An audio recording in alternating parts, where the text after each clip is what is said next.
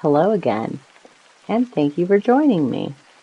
It is time to get comfy and cozy while I tell you tonight's story, and it is called A Phantom Toe. I am not a superstitious man, far from it, but despite all my efforts to the contrary, I could not help thinking, directly I had taken a survey of my chamber, that I should never quit it without going through a strange adventure. There was something in its immense size, heaviness, and gloom that seemed to annihilate at one blow all my resolute skepticism as regards supernatural visitations. It appeared to me totally impossible to go into that room and disbelieve in ghosts. The fact is, I had incautiously partaken at supper of that favorite Dutch dish, sauerkraut, and I suppose it had disagreed with me and put strange fancies into my head. Be this as it may, I only know after parting with my friend for the night, I gradually worked myself up into such a state of fidgetitiveness that at last I wasn't sure whether I had become a ghost myself. Supposing, ruminated I, supposing the landlord himself should be a practical robber and should have taken the lock and bolt from off his door for the purpose of entertaining here in the dead of night, abstracting all my property, and perhaps murdering me. I thought the dog had a very cutthroat air about him. Now, I had never had any such idea until that moment, for my host was a fat, all Dutchmen are fat, stupid-looking fellow, who I don't believe had sense enough to understand what robbery or murder meant. But somehow or other, whenever we had anything really to annoy us, and it certainly was not pleasant to go to bed in a stranger's place without being able to fasten one's door, we are sure to aggravate it by myriads of chimeras of our own brain. So, on to the present occasion. In the midst of a thousand disagreeable reveries from some of the most wild absurdity, I jumped very gloomily into bed, having first put out my candle, for total darkness was far preferable to its flickering ghostly lit, which transformed rather than revealed objects, and soon fell asleep, perfectly tired out of my day's riding. How long I lay asleep I don't know, but I suddenly awoke from a disagreeable dream of cutthroats, ghosts, and long winding passages in a haunted inn. An indescribable feeling, such as I had never before experienced, hung upon me. It seemed as every nerve in my body had 100 spirits tickling it, and this was rare accompanied by so great a heat, that inwardly cursing mine host's sauerkraut and wondering how the Dutchman could have endured such poison, I was forced to sit up in bed to cool myself. The whole of the room was profoundly dark, excepting at one place, where the moonlight, falling through a crevice in the shutters, threw a straight line of about an inch or so thick upon the floor, clear, sharp, and intensely brilliant against the darkness. I leave you to conceive my horror when, upon looking at this said line of light, I saw there a naked human toe, nothing more. For the first instant, I thought the vision must be some effect of moonlight, that I was only half awake and could not see distinctly.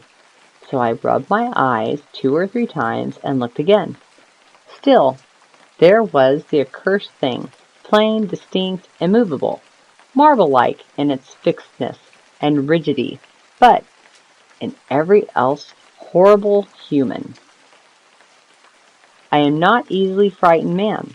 No one who has traveled so much and seen so much and been exposed to so many dangers as I can be, but there was something so mysterious and unusual in the appearance of this single toe that for a short time I could not think what to be at, so I did nothing but stare at it in a state of utter bewilderment.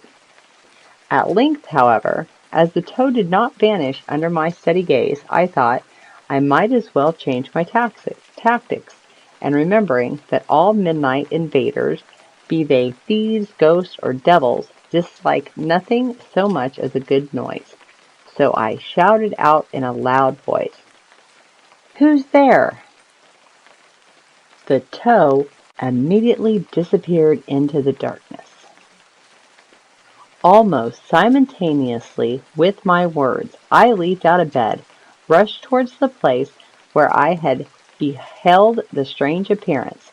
The next instant I ran against something and felt an iron grip around my body. After this I have no distinct recollection of what occurred, excepting that a fearful struggle ensued between me and my unseen opponent, that every now and then we were violently hurled to the floor, from which we were all arose again in an instant, locked in a deadly embrace, that we tugged and strained and pulled and pushed, I in the convulsion and frantic energy of fight for life, he, for by this time I had discovered that the intruder was a human being, actuated by some passion of which I was ignorant, that we whirled round and round, cheek to cheek, arm to arm, in fierce contest, until the room appeared to whiz around with us, and that at least a dozen people, my fellow traveler among them, roused, I suppose, by our repeated falls, came pouring into the room with lights and showed me struggling with a man having nothing on but a shirt, whose long tangled hair and wild unsettled eyes told me he was insane. And then, for the first time, I became aware that I had received in the conflict several gashes from a knife which my opponent still held in his hand. To conclude my story in a few words, for I dare say all of you by this time are getting very tired, it turned out that my midnight visitor was a madman who was being conveyed to a lunatic asylum at The Hague, and that he and his keeper had been obliged to stop at Delft on their way.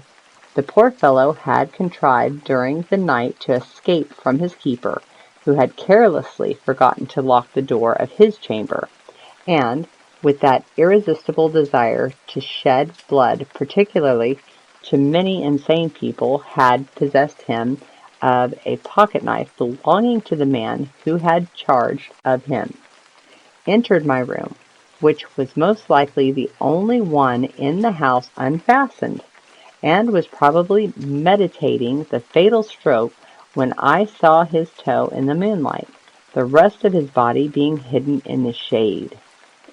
After this terrible freak of his he was watched with much great strictness, but I ought to observe, as some excuse for the keeper's negligence, that this was the first act of violence he had ever attempted.